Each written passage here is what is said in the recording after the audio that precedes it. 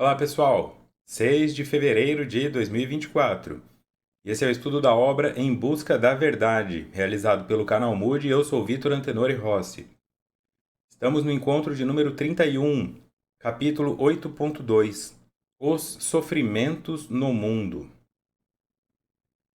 Acreditar-se na ausência dos sofrimentos no mundo constitui utopia, elaborada pela ilusão decorrente do mito a respeito do paraíso perdido, onde tudo contribuía para a felicidade, que, certamente, após vivenciada por longo período, se tornaria fastidiosa, desinteressante, pela falta de estímulos para novas conquistas e realizações. Ela já começa metendo o pé na porta, né? Acreditar-se na ausência dos sofrimentos no mundo constitui utopia. Elaborada pela questão do mito do paraíso, esse local aonde nós iremos, né? Então fala-se muito sobre essa reflexão, né, de onde estão colocados os valores, né? Se eu não me engano, o Chico Anísio falou isso numa entrevista com a Marília Gabriela, que os evangélicos estavam à frente dos católicos porque os evangélicos prometiam o paraíso agora, principalmente naquela fase de Igreja Universal e tudo mais, onde se você doar um dinheiro, ou se você fizer o batismo, ou se você pagar o dízimo, então você já começa a receber imediatamente, enquanto os católicos prometiam após a morte no paraíso se você fosse bom na terra. Como as pessoas são imediatistas e elas querem a solução rápida, as igrejas ficaram lotadas. E ainda estão, né? E todo esse contexto, né, toda essa configuração conversa com isso que está no inconsciente coletivo, porque isso não é uma coisa de católico evangélico, tá? Isso é uma coisa de pessoas que foram criadas nessa cultura. Tanto que existe um termo para isso que são os espiritólicos, né? Os espirigélicos são espíritas que têm uma mentalidade mais conectada a isso, porque foram criados nesses ambientes. Então é muito difícil você se separar em definitivo. Então tem um católico que gosta de ficar de imagens, gosta de orar para esse, para aquele santo. Tem espírita que anda com a foto do Chico Xavier e ora para a foto, o outro do Emmanuel. Ficam elencando santos, né? Orando por indivíduos ao invés de orarem diretamente para Deus. Deixa eu orar para Joana de Ângeles, deixa eu orar para Benedita Fernandes, porque entendem que são indivíduos que já desencarnaram e que podem fazer algum bem, mas que talvez já tenham reencarnado e nem estejam mais conectados a essas orações.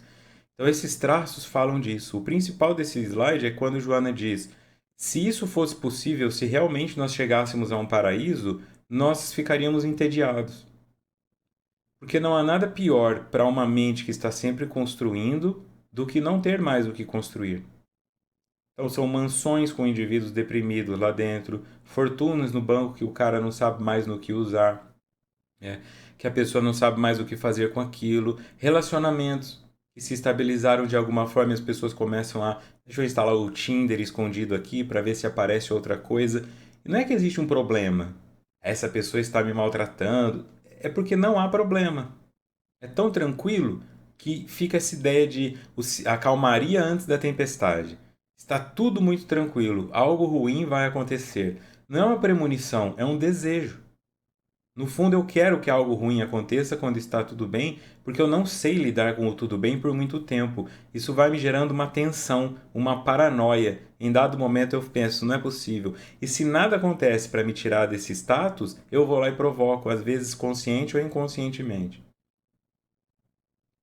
A estabilidade orgânica, igualmente, é portadora de relatividade muito expressiva, porquanto altera-se a cada momento pelo processo da renovação celular, das injunções emocionais, dos fatores existenciais e reencarnatórios, produzindo os inevitáveis sofrimentos. Ei-los, portanto, de natureza física, emocional, mental, social, econômica e de outras expressões. Então vejam, ela fala: nada está tão bom que não poderá ficar ruim. Nada está tão certo que algo não poderá dar errado. E ela ainda coloca isso em vários âmbitos. Você pode ter algo no corpo, uma doença que apareça.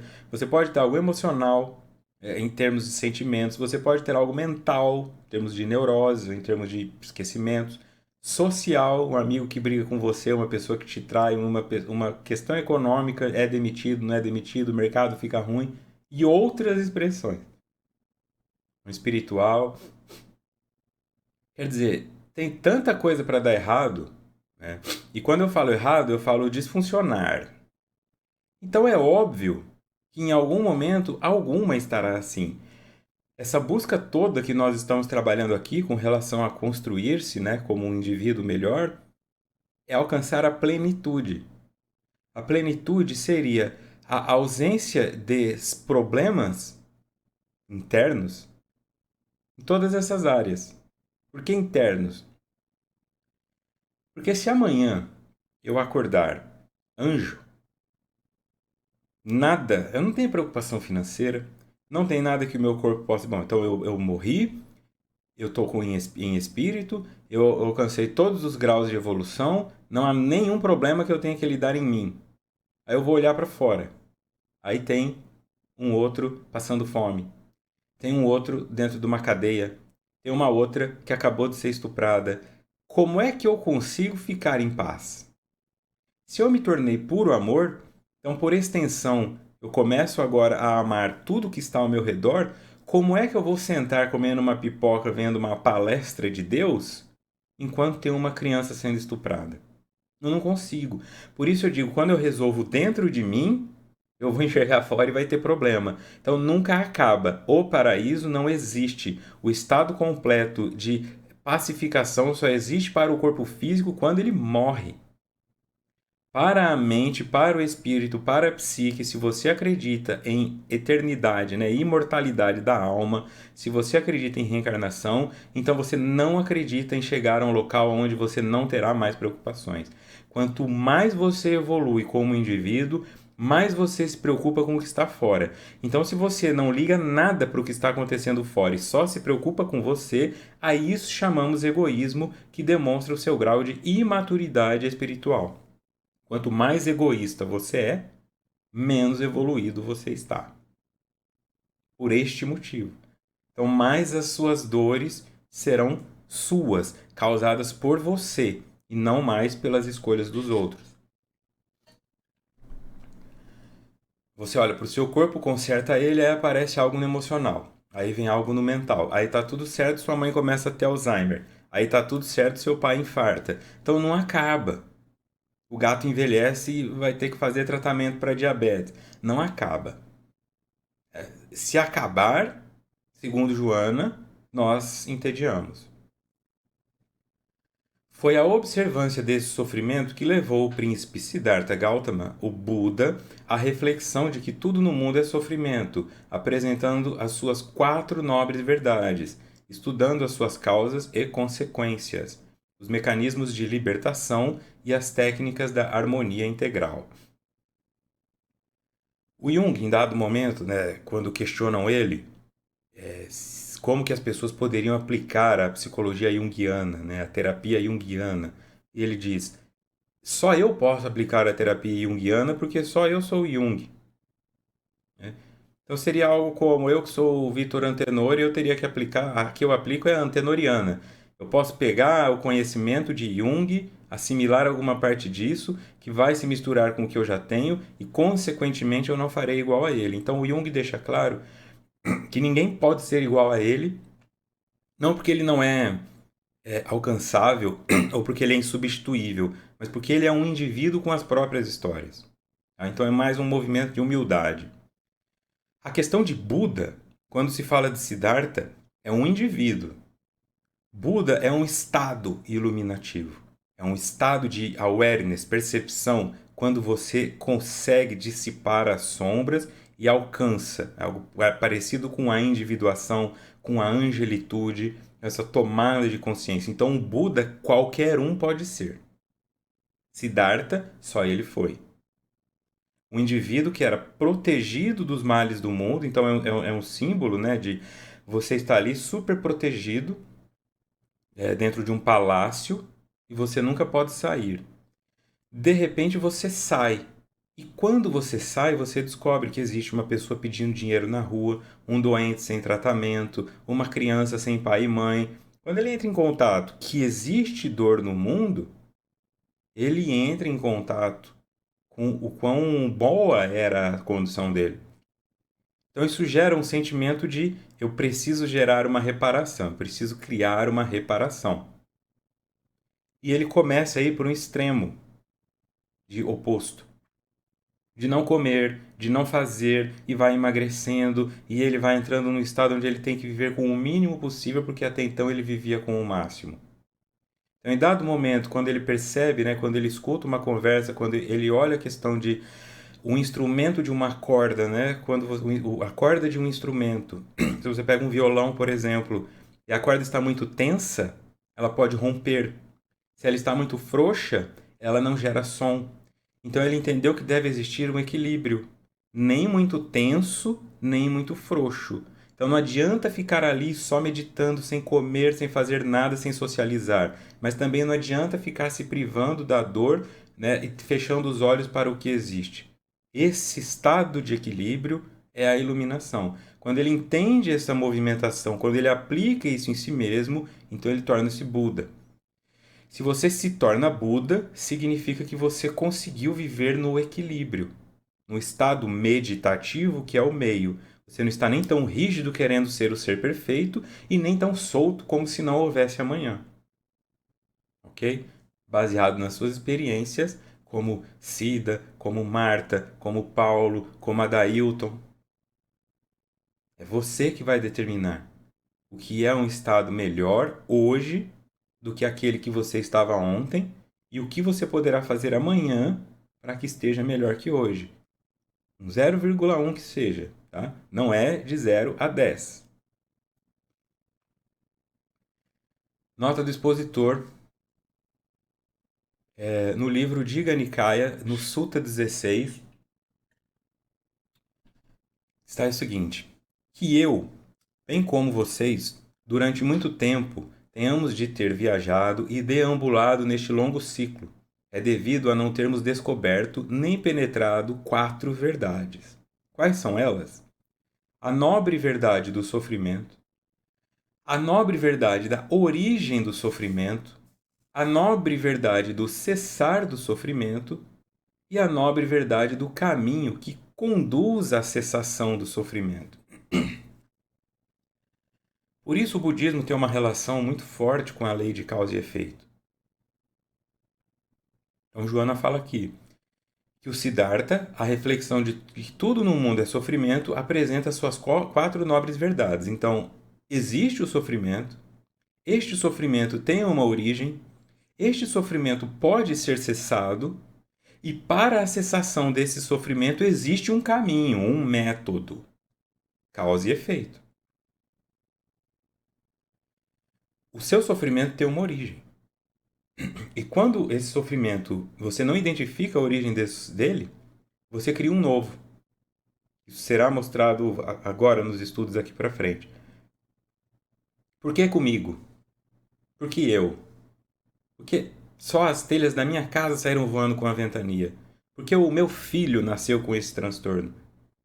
Porque é o meu filho que está usando droga. Porque a minha esposa me traiu.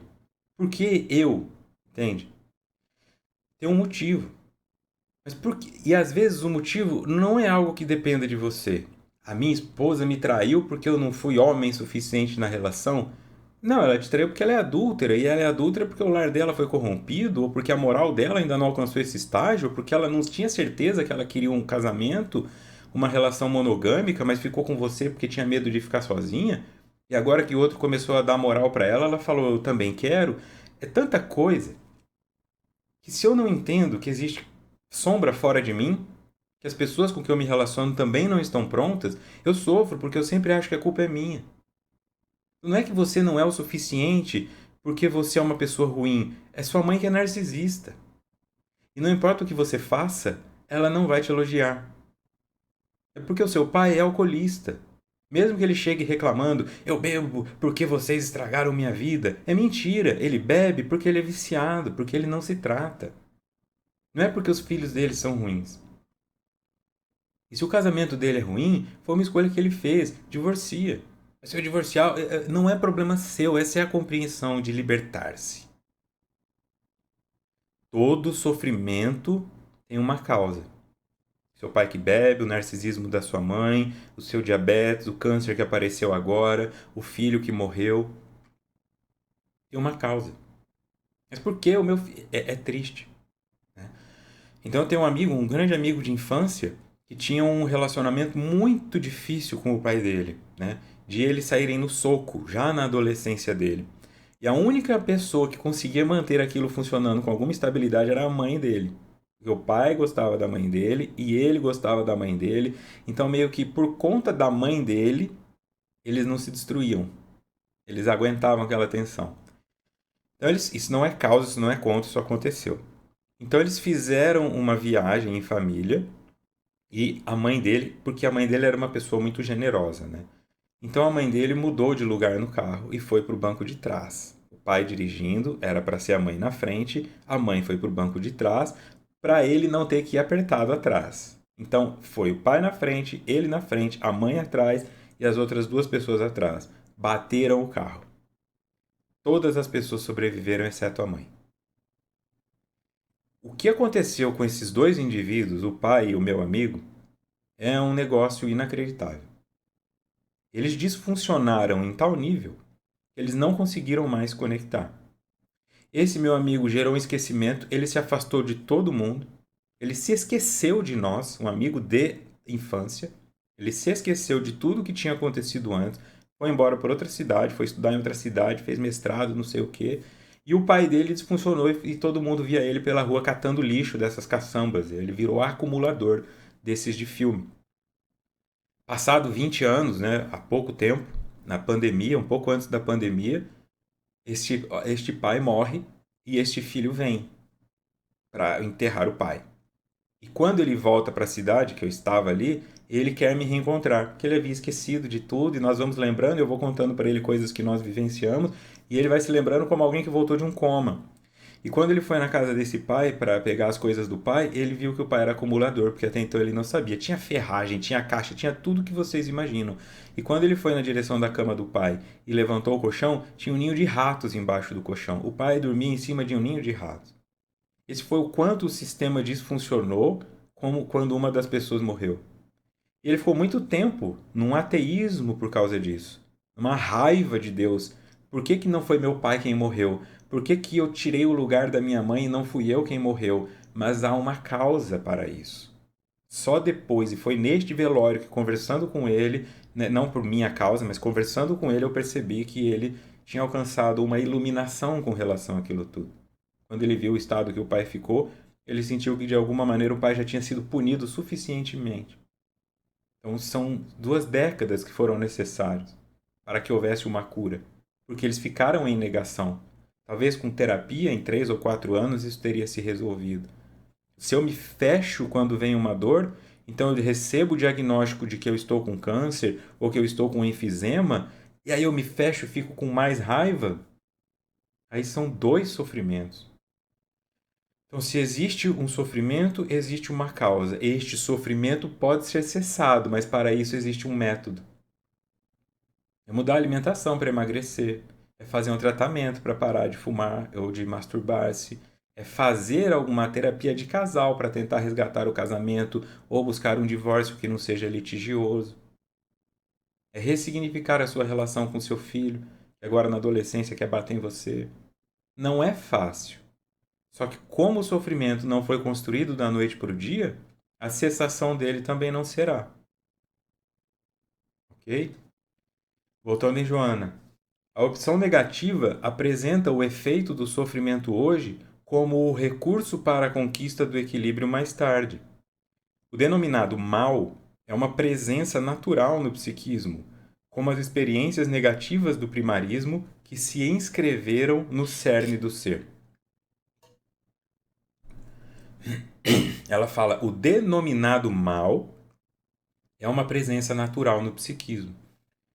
Por isso a ideia mitológica de Satanás fala assim, ele sempre existe, né? O Satanás é o pai da mentira, é o tinhoso, é o encardido. Ele é essa parte que nós temos em nós. Esse é o anticristo que eu já falei em um estudo anterior, né?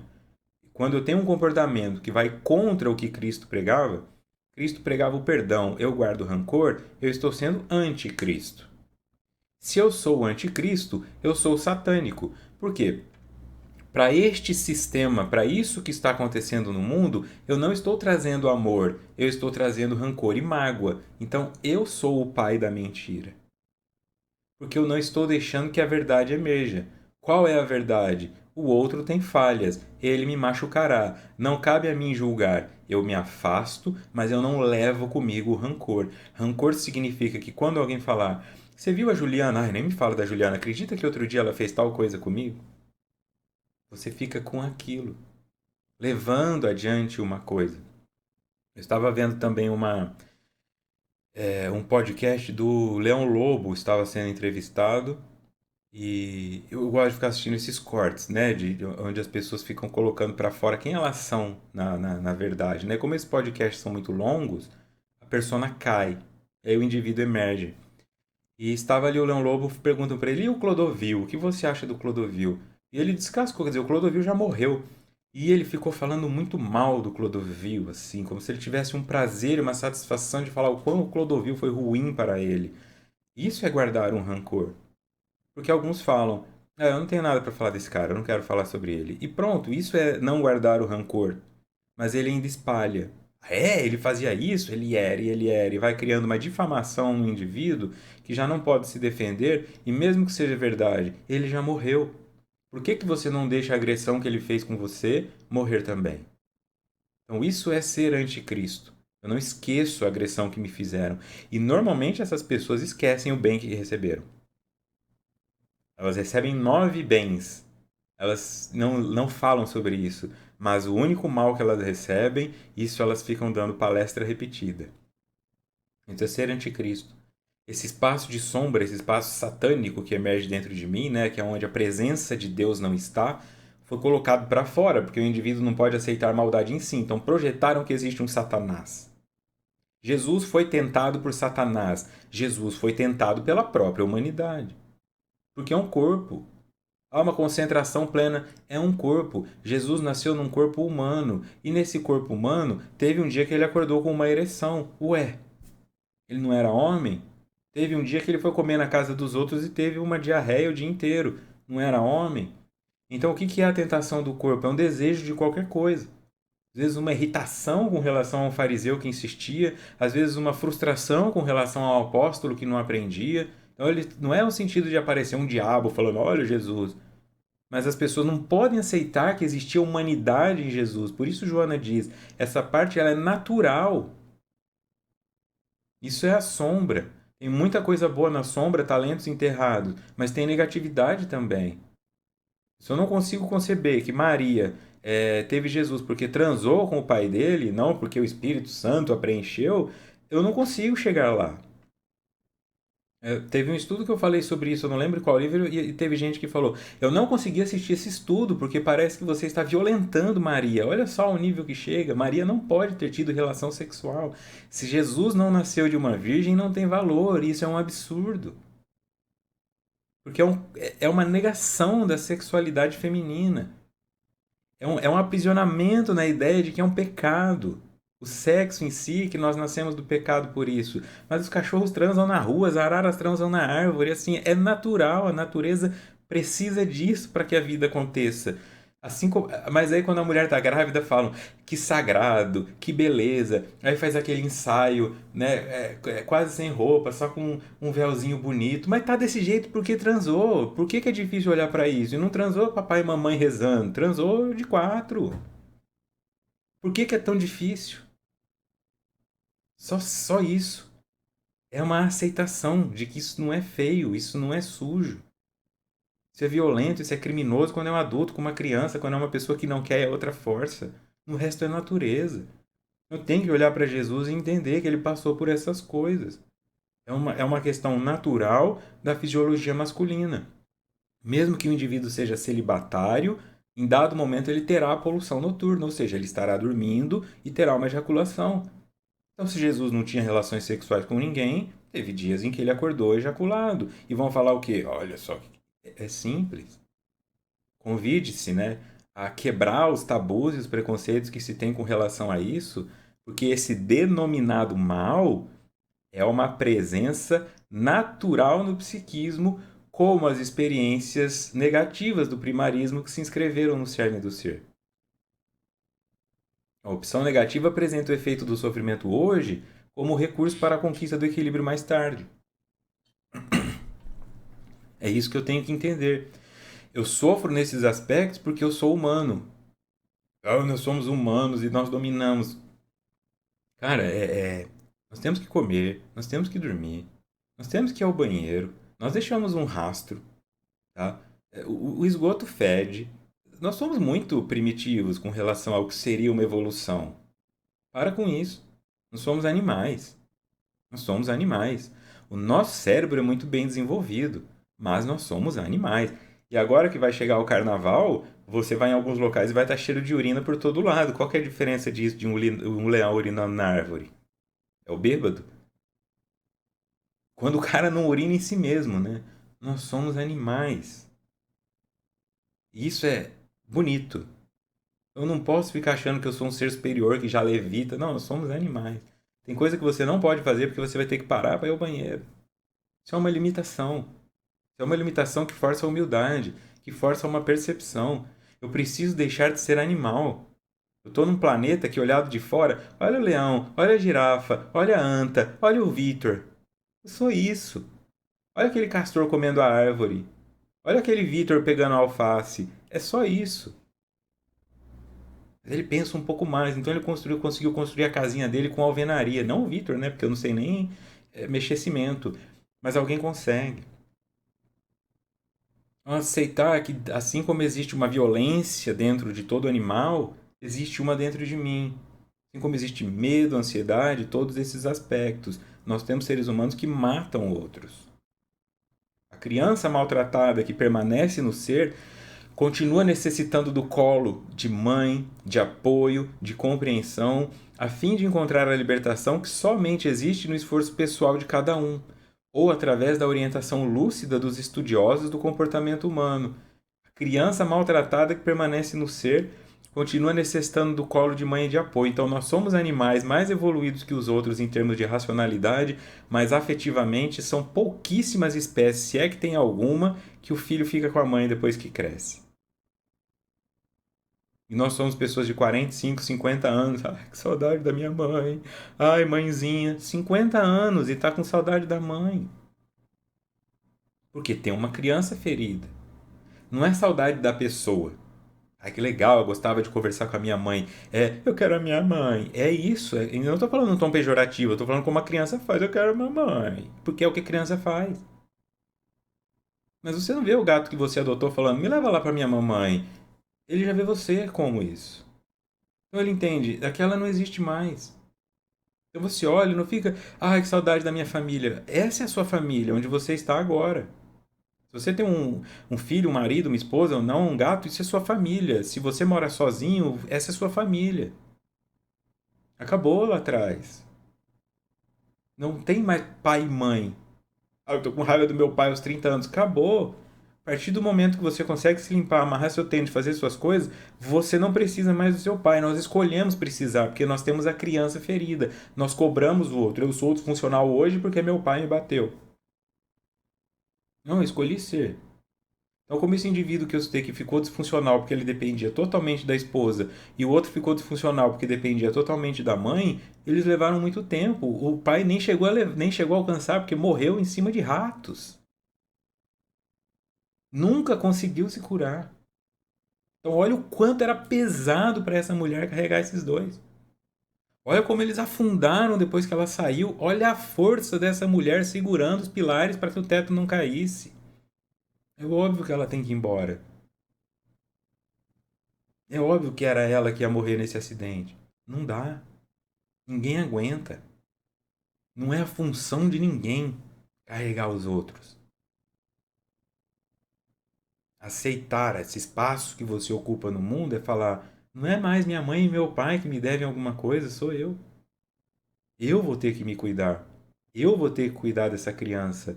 Então para de ficar como se estivesse na rua. Gente, eu sou uma criança ferida, alguém cuida de mim? Você paga minhas contas? Você me fala para ir ao médico? Você marca o dentista para mim? Você me motiva a ir à academia? Não, é você. É você. Ah, se meu marido não vai caminhar, eu também não vou. Não, é você.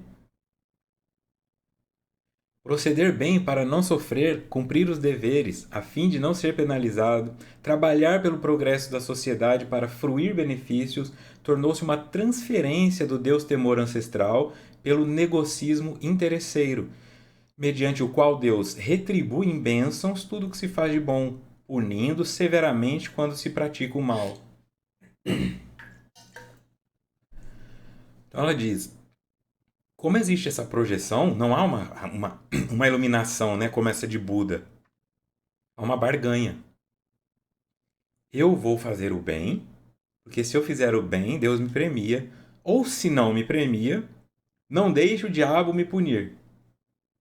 Mas faz sentido, porque enquanto eu estou fazendo o bem, o mal que existe em mim não atua.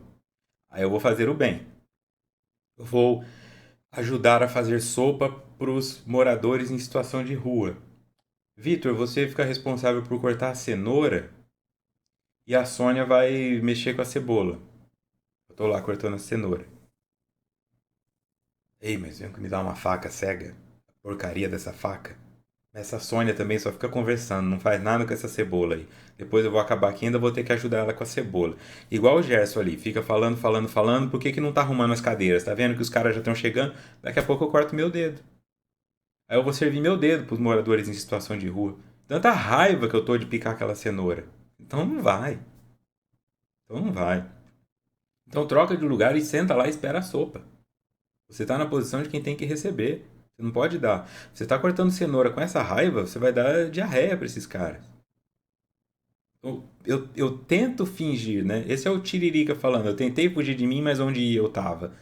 Onde eu ia eu tava. Eu não vou conseguir fugir. A minha sombra me acompanha como a sombra acompanha o corpo. Você sai andando, a tua sombra vai junto. Eu vou deixar minha sombra em casa e vou lá fazer caridade. Ajudar as crianças no orfanato. Ai, mas eu só fico com raiva. Eu só fico julgando. Então, ou eu estou lá numa posição que é meditativa, contemplativa, vou fazer a cenoura. Ah, eu não vim aqui só para ajudar os moradores em situação de rua, eu vim aqui para compreender que a Sônia é solitária e ela não vem aqui para descascar cebola, cortar cebola, ela vem aqui para conversar. Então ela vai demorar, ela vai fazer errado, ela vai se distrair. Então primeiro eu tenho que ajudar a Sônia para depois servir. Então eu tenho muito mais trabalho do que eu imaginava. Eu não estou indo lá picar a cenoura. Quando o indivíduo chega nesse ponto, ele se torna normalmente o diretor daquele quadro. Aí as pessoas falam: ô seu Zé, tá difícil trabalhar ele com a Sônia. Ele fala: calma, meu amigo, a Sônia é assim mesmo. Se nós formos mandar ela embora, vai chegar quem no lugar? É. Das 10 cebolas, ela tá picando 3, então eu tô tendo que fazer o trabalho dela, que são 7. Se ela for embora, eu vou ter que fazer as 10. Então tá bom. Sônia tá me ajudando em 30%. É difícil chegar lá, tá? É bonitinho aqui na teoria. Mas os que chegam, chegam, né?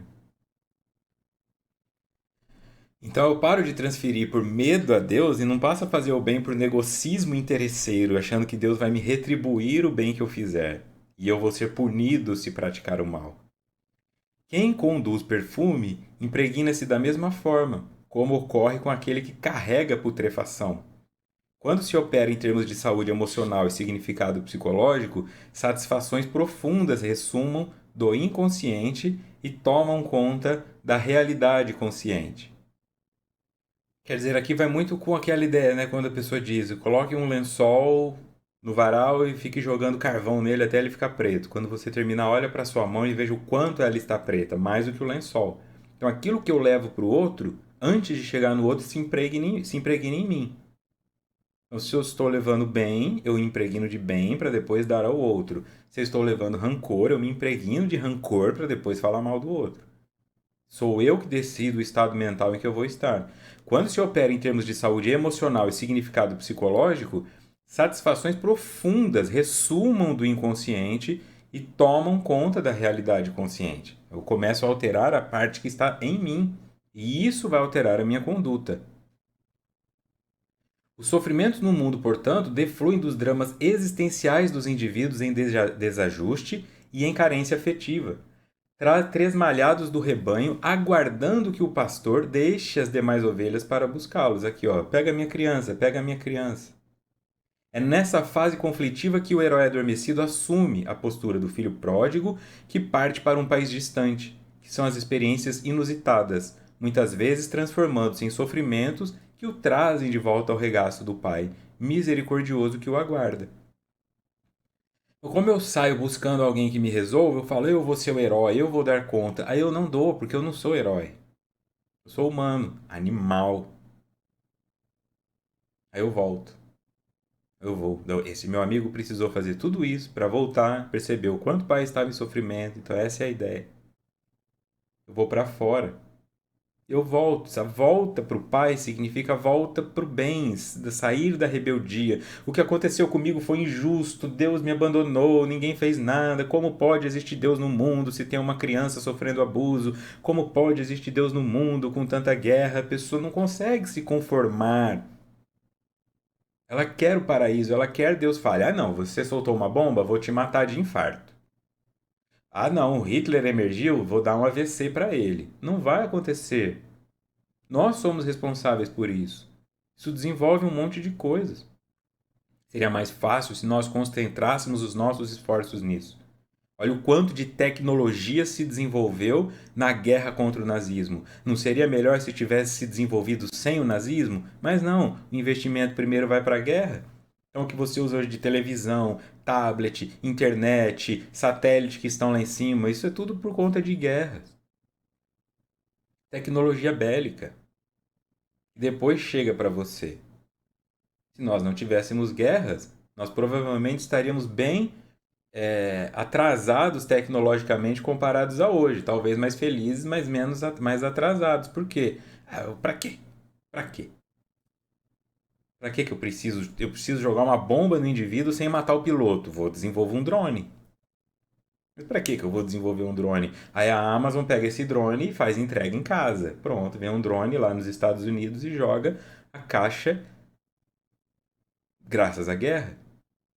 Então, se nós pensássemos, não está acontecendo guerra, mas vamos tentar ver o máximo que nós conseguimos em termos de facilitar a vida para que as pessoas se conectem mais, nós conseguiríamos. Mas não fazemos isso, aí precisa vir essa tensão, essa guerra, essa briga animal por território, porque um cara quer expandir no 200 metros quadrados e o outro não quer deixar porque ali tem petróleo. Aí um monte de gente morre por causa disso. Os mártires de todos os tempos, as vítimas dos holocaustos de todas as épocas, deram esse testemunho de Jó.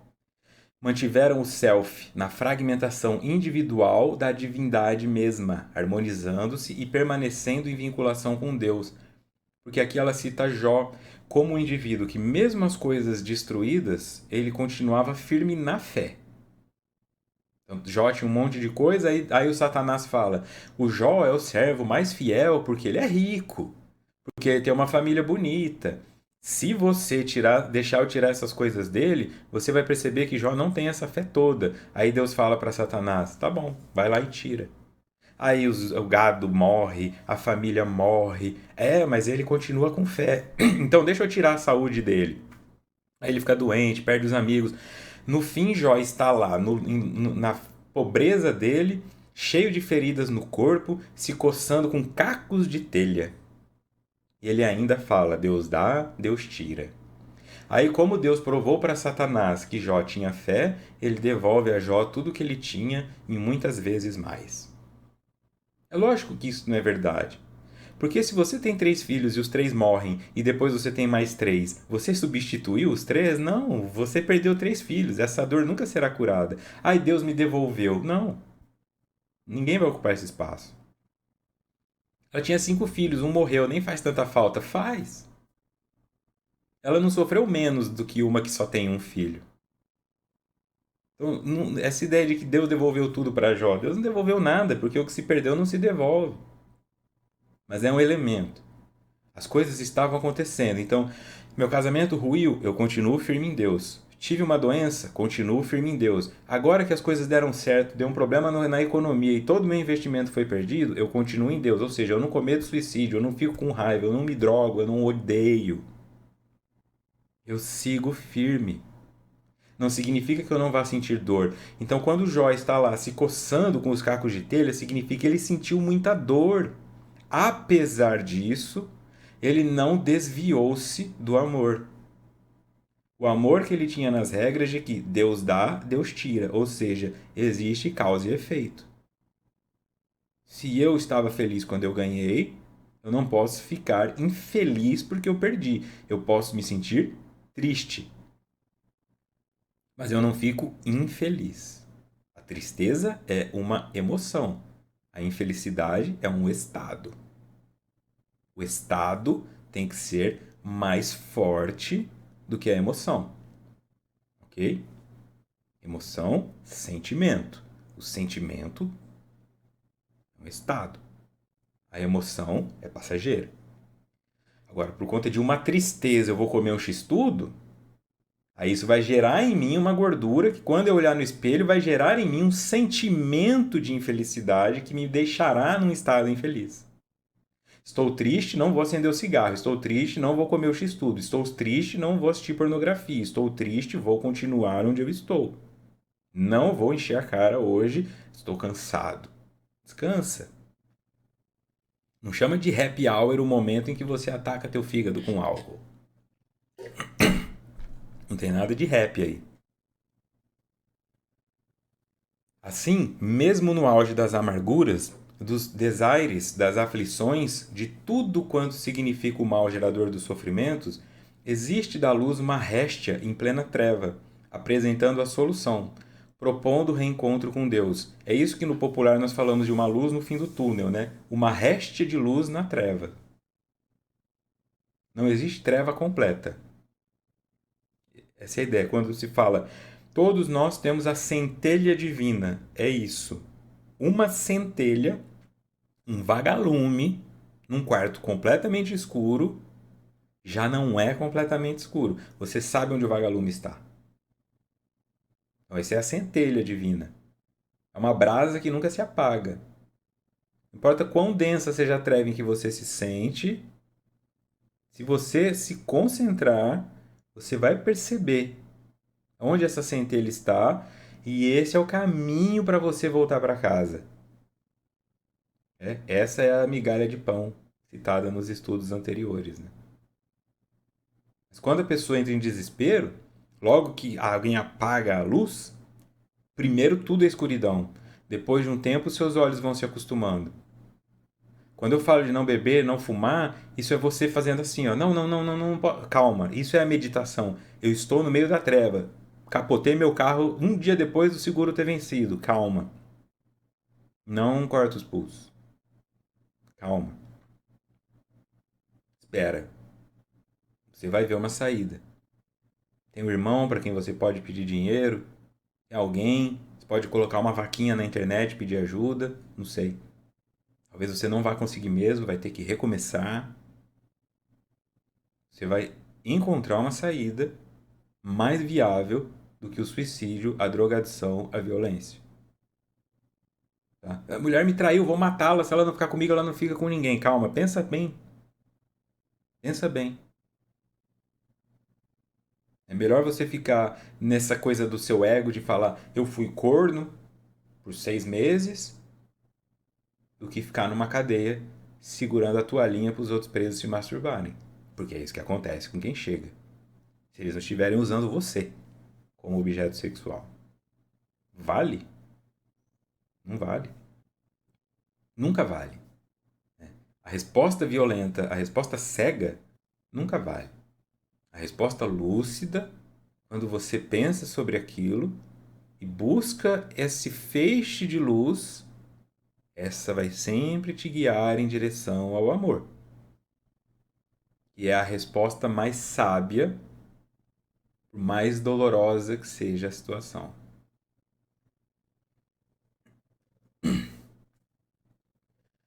Quando se sabe encarar o sofrimento como uma necessidade de entendimento do ego, com todas as suas máscaras, inclusive a do bem aparente, o trágico e o desvalimento transformam-se em alicerce para a construção da realidade humana, no seu sentido divino e transcendente. Então eu sei encarar o sofrimento, eu encaro, eu fico olhando para ele. Esse é o estado meditativo. E eu tenho que olhar para ele como uma necessidade de entendimento do ego com todas as suas máscaras. Então, por que isso está acontecendo para mim? Eu não vou conseguir encará-lo se eu estiver bêbado, se eu estiver com o pulmão cheio de fumaça, se eu estiver chapado, se eu estiver cheirado, se eu estiver irritado. Eu tenho que, inclusive, entender o bem aparente, o trágico desvalimento. Então, quando eu faço esse movimento de meditar sobre o problema, né? Ou como os mais antigos dizem, dormir sobre o problema, tomar uma decisão só no dia seguinte, isso se transforma em alicerce para a construção da minha realidade humana, no sentido divino e transcendente. Então, ao invés de ficar visto como o assassino feminicida, eu sou só o corno. E alguém vai olhar e falar, ele é um corno porque ela foi adulta, então ele na verdade é vítima. Ser corno não é uma vergonha, ser corno é um estado de vítima.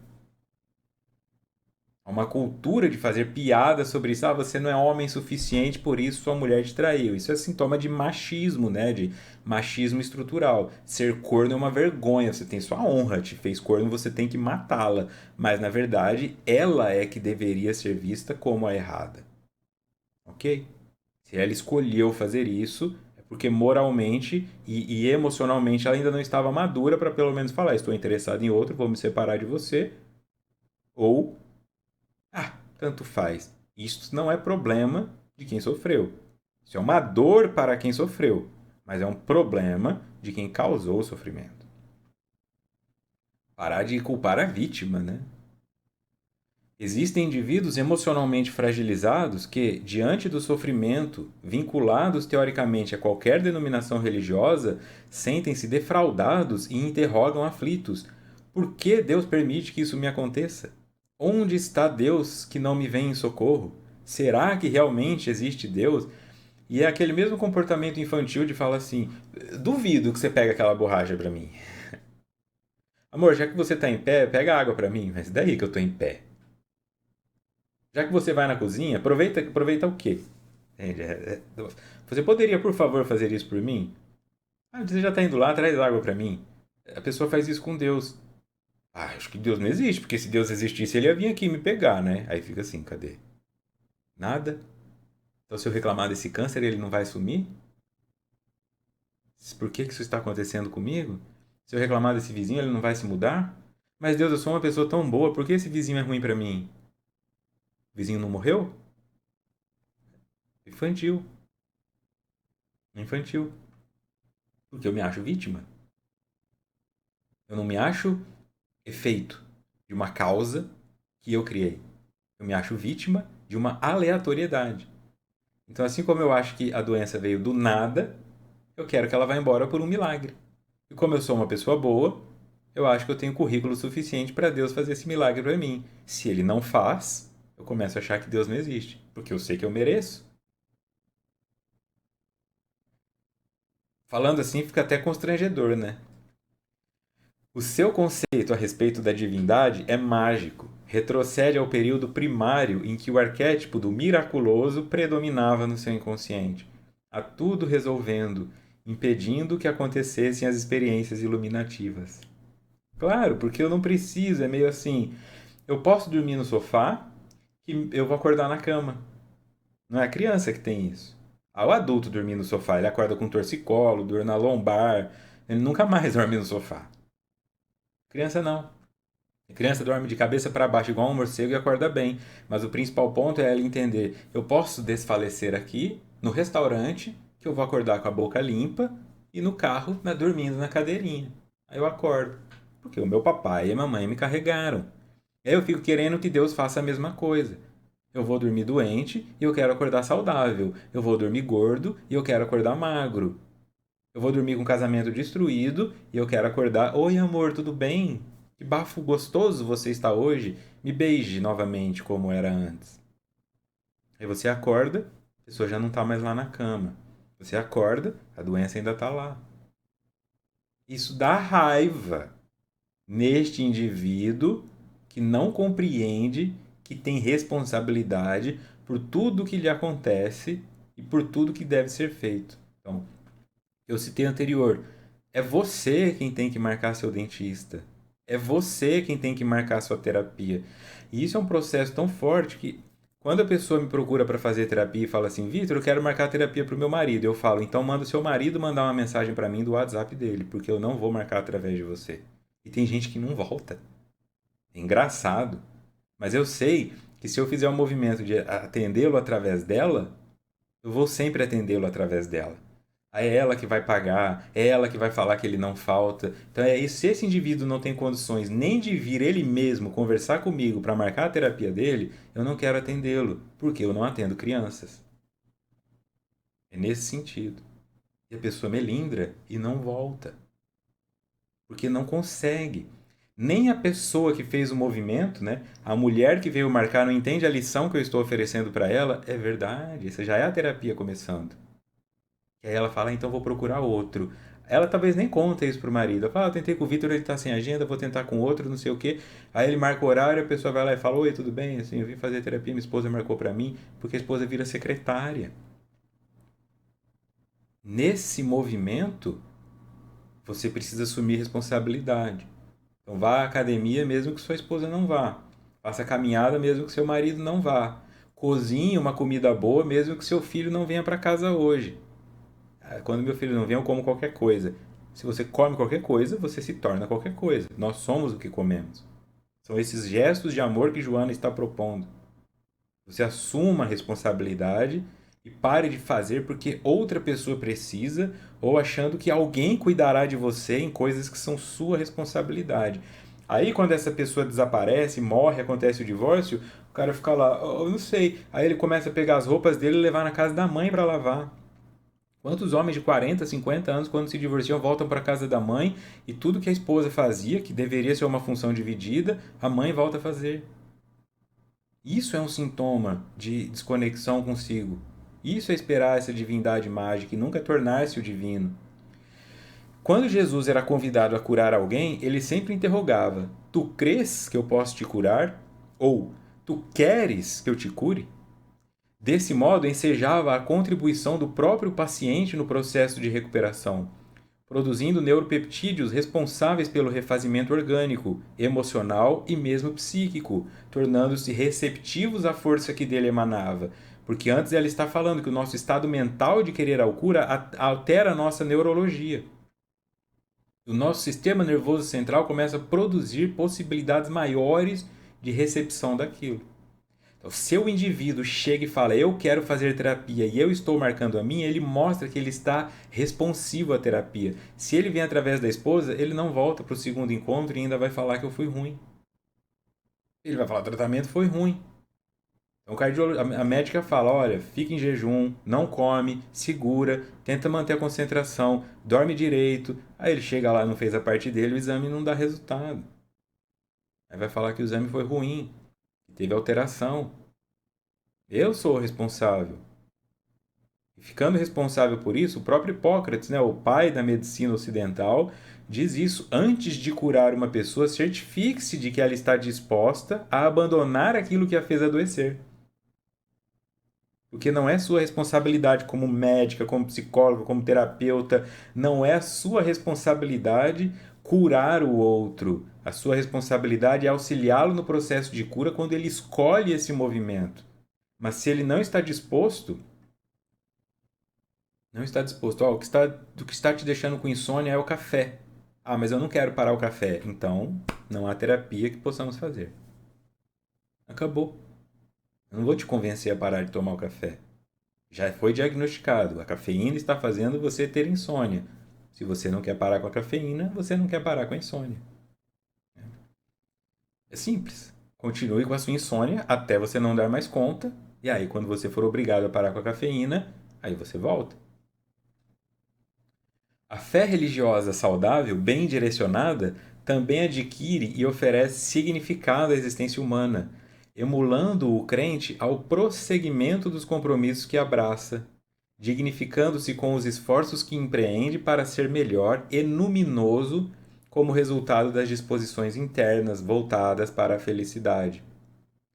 Fé religiosa saudável, que não vê este Deus como mágico, que não fica achando que alguém tem que fazer por você, bem direcionada, então não desperdiça, é concentrada naquilo que precisa ser solucionado, adquire e oferece significado à existência humana, porque você fala, entendi.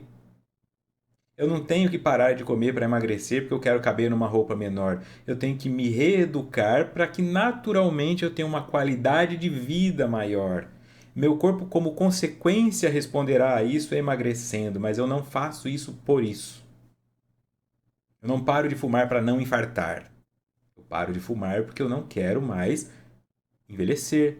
Eu quero que a minha pele fique boa. Eu paro de fumar porque eu me amo. Isso é tirar o negocismo. Vou parar de fumar porque eu não quero ter câncer. Não, nem faz sentido fumar. Por que, que alguém põe 4.700 substâncias tóxicas voluntariamente no corpo? Não faz sentido. Só por não fazer sentido é um comportamento que deve ser extinto. É racional. Você não vai ver um tucano fumando. É simples. Se um tucano não faz isso, por que você, que é mais evoluído, faz? Você não pode ser menos evoluído que um tucano. Dignifica os esforços que empreende, é o empreendedorismo, então é um dia a dia para ser sempre melhor e luminoso, ou seja, conectado a essa centelha como resultado das disposições internas voltadas para a felicidade. A sua disposição é a felicidade. Você não faz isso por medo da punição. Os indivíduos dúbios, imaturos psicologicamente, encontram-se despreparados para o sofrimento, sempre esperando que a solução venha do exterior, de outrem, permanecendo na mesma dependência em que transcorre sua existência, sem o esforço pessoal para a aquisição da consciência lúcida e produtiva. A consciência lúcida é uma consciência de luz, eu me torno consciente do que está acontecendo e produzo algo com isso. Não, eu espero que alguém faça. Eu sou essa pessoa carregando uma criança no pronto-socorro. Alguém cuide do meu filho porque ele está doente. Aí o médico fala: não, você é o pai. A doença do seu filho não é um médico que vai curar. É uma reeducação. Falta amor para essa criança que você carrega e é você quem vai ter que aprender como amá-la. Os indivíduos dúbios, imaturos, estão despreparados para o sofrimento. Então é esses que se perdem. À medida, portanto, que sejam adquiridas a consciência de si, a compreensão do significado existencial, o dever de superar a sombra após aceitá-la, o sofrimento cede lugar ao estágio de harmonia propiciadora de individuação. Então, qual é o caminho? O sofrimento existe e tem uma causa. O autoconhecimento vai me fazer identificar. Então, ó, eu adquiro consciência de si e compreendo o significado existencial. Sabendo que o sofrimento, como nas quatro grandes verdades, sabendo que o sofrimento pode ser extinto, cessado, eu dou lugar ao estágio de harmonia propiciadora da individuação. Porque é o meu dever superar a sombra após aceitá-la. Então eu faço este caminho que foi proposto por Buda. Eu mapeio qual a origem do meu sofrimento, isto sai da sombra, torna-se luz. Eu aceito que eu sou responsável por ele, que o que está acontecendo comigo é mérito meu, assim como o que de bom acontece também. Eu paro de achar que alguém vai de fora me salvar. Eu assumo responsabilidade por isso. Se eu vou ter que contratar fisioterapeuta, psicólogo, nutricionista, personal trainer, médico, não importa. Pedreiro. E a partir daí, eu cuido. Em cuidando, aquela goteira que me irritava é fechada, porque o pedreiro fechou. Aquela dor que me incomodava para de incomodar, porque o tratamento médico funcionou. Então eu resolvo, naturalmente, eu vou para um estado melhor. Aí eu saio da infelicidade.